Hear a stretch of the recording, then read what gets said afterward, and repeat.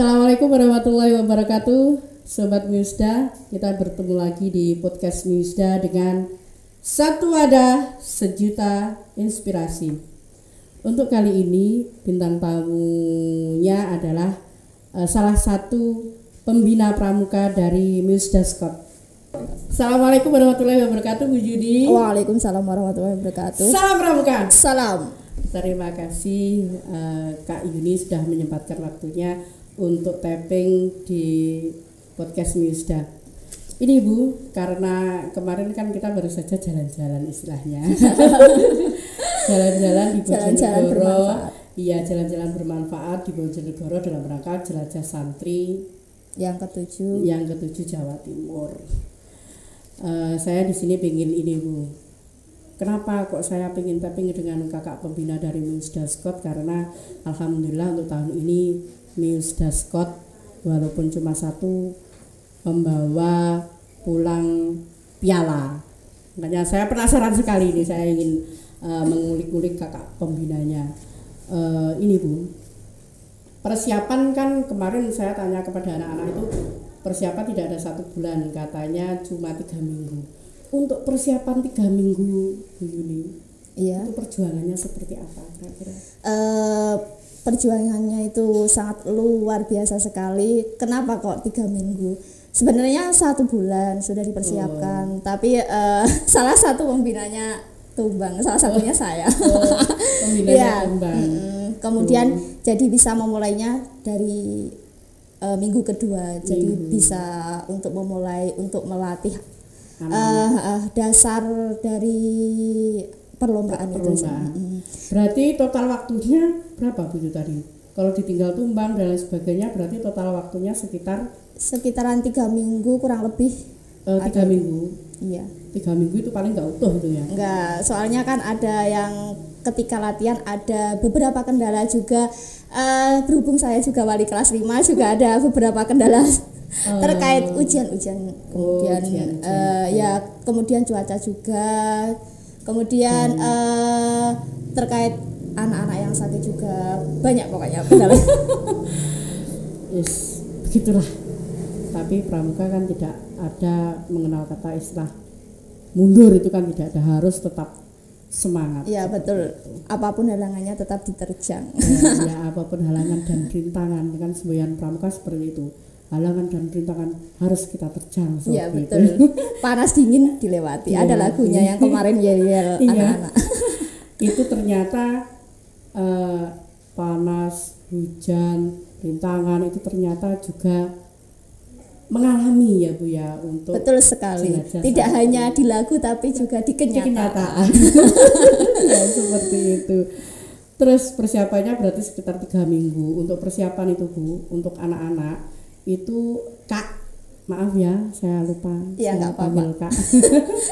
Untuk persiapannya Kak ya, selama 3 minggu kan otomatis harus mempersiapkan yang berangkat ini grup Regu Putra, Regu Putri, itu berarti kan memikirkan itu juga ya Kak ya? Iya betul sekali.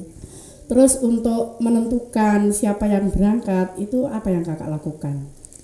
Ya yang pertama itu saya masih bimbang antara berapa anak. Kalau di Juknis itu ada 8 anak, tapi kan harus ada cadangan buat tidak tahu bagaimana kedepannya besok gitu. Terus saya tuh bimbang antara 10 dan 9, saya mengambil 9 anak. Terus setelah itu saya cara mencari atau menyeleksinya itu dengan yang pertama saya tes dengan yel-yel, gerakan yel-yel yang paling dasar dan paling mudah. Kemudian yang kedua saya tes dengan sandi-sandi yang sudah biasa di hari Sabtu kita ajarkan. Yang ketiga sedikit simapur yang saya berikan, tapi anak-anak tidak saya kasih tahu kalau itu adalah seleksi, bentuk seleksi untuk berangkat ke Bojonegoro. Itu merupakan cuma seleksi, ada akan persiapan lomba. Iya. Berarti seleksi itu tidak diketahui oleh anak-anak. Tidak, anak-anak cuma mengetahui kalau ada ajang lomba pramuka. Iya. Itu malah luar biasa Bu, karena kalau kan kita jadi tahu aslinya anak seperti apa kalau kita nggak kasih tahu. Iya. Kalau kita ngasih tahu otomatis anak-anak mesti bersungguh-sungguh dan sebagainya. Kalau seleksi yang anak-anak tidak mengetahui sebelumnya otomatis kan kita tahu karakter aslinya anak seperti apa. Iya, betul sekali. Mungkin kalau kita tahu karakter dari awal kan kita iya ya lebih benar, mudah, betul, lebih betul. mudah untuk membentuk anak itu nanti seperti apa. Terus ini Bu, event Jelajah Santri Jawa Timur untuk Kak Yuni selama berada di MIUSDA itu event yang sudah berapa kali Jelajah Santri? Pertama yang Jelajah Santri saya ikuti selama di MIUSDA.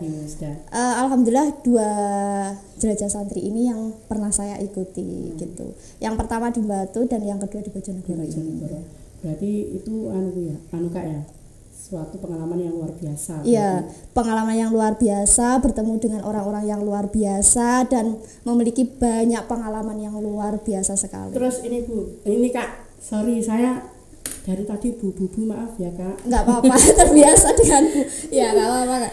Ini yang menjadi Kak Yuni semangat untuk ikut Jelajah Santri itu apa ya istilahnya? Untuk yang membuat ayo kita harus ikut itu apa kira-kira? Untuk dari pikiran saya yang pertama kali itu yaitu untuk mencarikan pengalaman anak-anak yang biar terkesan ketika dia sudah lulus itu biar ada pengalaman yang luar biasa di pikirannya dan tertancap bahwa pramuka itu tidak hanya sekedar menjelajah, yang menjelajah terus dilatih dengan disiplin enggak, tapi ada pengalaman yang lebih dari itu. Berarti tujuan utamanya ikut Jelajah Santri untuk mencari pengalaman gitu Kak ya. Terus ini persiapan 3 minggu itu sesuai dengan harapan Kak Yuni apa enggak? Persiapan 3 minggu yang banyak yang tumbang, banyak yang sakit, hasil akhirnya itu sesuai dengan harapan Kak Yuni apa enggak kira-kira? Ketika sebelum berangkat itu ya sedikit agak kecewa sebab ya gimana mungkin ya saya juga paham mungkin anak-anak sudah lelah, capek, jenuh dengan setiap harinya ya dengan latihan terus menerus dengan itu terus tapi di hari H di waktu pelaksanaan di lomba itu anak-anak menampilkan yang luar biasa sehingga saya itu terharu kok bisa anak-anak nggak seperti di sekolah tidak sesuai dengan ekspektasi saya. Iya. Karena kan setiap hari yang disuguhkan kan itu saja. Ya, benar. Ternyata pas waktu pelaksanaan luar biasa, tidak sesuai dengan ekspektasi yang. Iya. Sebenarnya saya itu sudah minder gimana nanti di sana, gimana nanti kalau kalah dengan yang lain-lainnya, bisa menyesuaikan dengan yang lainnya betul, apa betul, tidak. Betul. Ternyata alhamdulillah anak-anak bisa menampilkan yang terbaik lebih dari yang saya bayangkan. Alhamdulillah. Berarti kan semua itu memang begitu Bu. Kadang kan apa yang kita pikirkan itu tidak sesuai dengan kenyataannya, memang seperti itu. Terus untuk berangkat Jelajah Santri otomatis ya Kak, kita tempatnya jauh, otomatis kan sarana, prasarana dan sebagainya itu kan dihitung. Iya betul. Terus itu pas waktu ada momen itu dalam pikiran Kak Yuni itu, ini aku harus ikut apa ragu-ragu karena memikirkan sarana dan prasarana apa lain sebagainya, itu masuk dalam pikiran Kak Yuni apa? Kak Yuni apa enggak? Ya kan namanya manusia kan juga ada apa itu namanya dibolak-balikkan hatinya. Iya ya. Yang pertama itu ketika juknis yang keluar dari cabang itu udah keluar itu ada rasa semangat untuk ikut. Semangat untuk ikut. Terus kemudian kenapa semangat untuk ikut? Sebab ketika lomba di MBS dulu anak-anak bisa mencapai dengan hasil yang sangat luar biasa, iya. Kemudian saya percaya diri untuk kemungkinan anak-anak bisa mengikuti itu dengan baik. Kemudian setelah beberapa kali latihan, kemudian ada pikiran saya yang untuk salah satu kendalanya untuk itu berangkat atau tidaknya itu. Kan itu tadi kan ada pikiran antara berangkat dan tidak. Itu Iya. masalah apa kok pengen berangkat, pengen enggak, kok sampai ragu-ragu itu masalahnya di mana? Mungkin tidak dari lembaga kami juga, dari lembaga lain mungkin juga yang dipikirkan pertama itu adalah terkait biaya yang dikeluarkan untuk ikut itu. Terus kemudian kan selain biaya itu terkait transportasi, terus teknisnya, perlengkapan anak-anak, kan banyak yang harus dipersiapkan sehingga membutuhkan biaya yang lebih dan lebih, nggak seperti biasanya yang misalkan biasanya 5 juta jadi ini 10 juta gitu kan gitu. Berarti diperkirakan pas awal mau berangkat itu biaya habis sekitar 10 juta. Iya. Saya berpikiran uang dari mana itu bisa dikeluarkan sebanyak itu. Tapi alhamdulillah semua bisa. Ya, alhamdulillah semuanya bisa terlaksana dengan baik dan menghasilkan hasil yang lebih baik. Terus ini Kak, pas waktu persiapan lomba jelajah santri itu kan mesti banyak sekali suka dukanya. Itu kesulitan pertama Kak Yuni dalam regu itu kira-kira apa saja Kak, bisa diceritakan? Mungkin kesulitan utama itu antara menata anak-anak, mungkin itu mendisiplinkan betul ya, mendisiplinkan anak-anak. Sebab kan biasa kalau anak-anak sudah terpilih kan merasa wah gitu ya, itu merasa sudah manusiawi.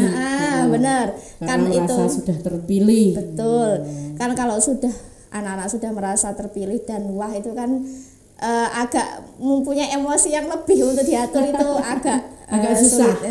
Benar, tapi ya semuanya itu bisa dihadapi dengan berjalannya waktu, ya, dengan kita belajar psikologi dan lain sebagainya, bagaimana cara untuk mendisiplinkan anak, terus untuk apa ya, supaya anak-anak itu tidak tinggi hati dan sebagainya. Itu di situ memang semua sangat ini ya, sangat berhubungan. Ya betul, berhubungan sekali, sangat berhubungan sekali. Terus untuk jelajah santri di Bojonegoro ini Kak, prestasi apa yang kita dapatkan?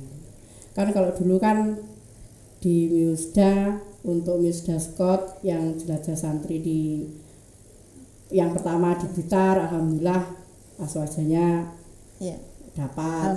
Terus yang di Malang, di Batu juga ada yang dapat. Kalau yang di Bojonegoro, prestasi apa yang kita dapatkan? Ya, kalau di Bojonegoro alhamdulillah mendapatkan 1, yaitu juara 3 Sandilan di Karno Putra. Alhamdulillah.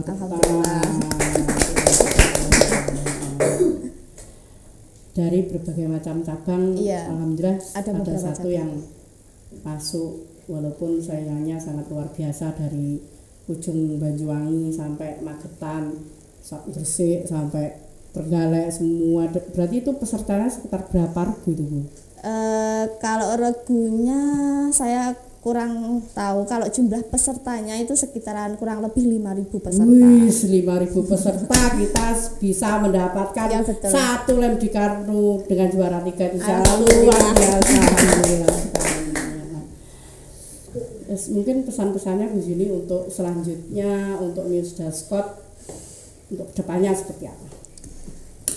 Yang pertama, semoga setiap event walaupun itu di tingkat kecamatan, kabupaten dan lain sebagainya, ya betul, semoga tetap bisa mengikuti, sebab setiap event itu sangat berharga untuk anak-anak, untuk pelajaran, untuk mengambil pelajaran dari apa yang kita kurang, apa yang kita harus perbaiki itu.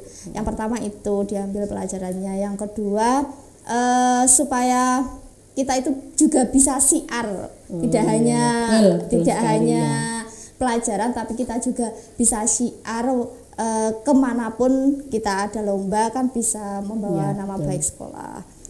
Ya, untuk yang ketiga, supaya anak-anak itu pengalamannya lebih banyak dan lebih banyak teman juga, tidak hanya di kita, di lingkungan kita aja, tapi juga di luar sana juga banyak menambahkan teman-teman yang banyak, pengalaman dan pelajaran yang banyak. Itu ya Bu ya, untuk kedepannya Musda Scott berarti kalau ada event baik di tingkat kecamatan kalau bisa ikut berarti gitu Ya, ya Bu. kalau bisa ikut tidak untuk hasilnya kita nggak usah memikirkan gimana-gimana, itu yang penting kita sudah berusaha yang lebih baik. Terima kasih Kak Yuni, saya kira pertanyaan saya sudah dijawab lengkap, saya sudah puas. Ternyata semangatnya dari kakak pembinanya seperti ini, ngelubernya anak-anak jadinya lebih disiplin dan luar biasa ya, karena salah satu pembinanya semangat, akhirnya kan